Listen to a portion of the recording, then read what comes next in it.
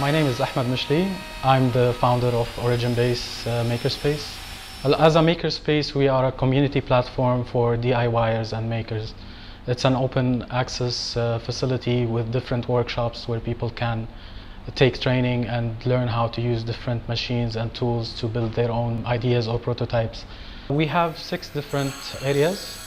We have a wood shop for woodworking. It's a carpentry shop with all the basic tools and machinery. We have a rapid prototyping room and electronics lab, which includes laser cutting.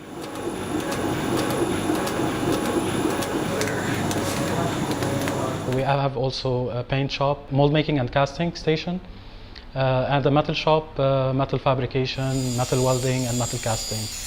And upstairs we have a 3D printing lab and scanning, and a design lab. Whether staff or whether members is that we come to the space and we don't expect what we're gonna come across and what new things we're gonna learn, and new crazy ideas are being discussed and built in the space.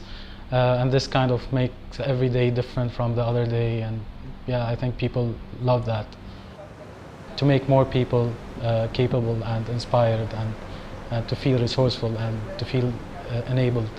Our vision of being in this business.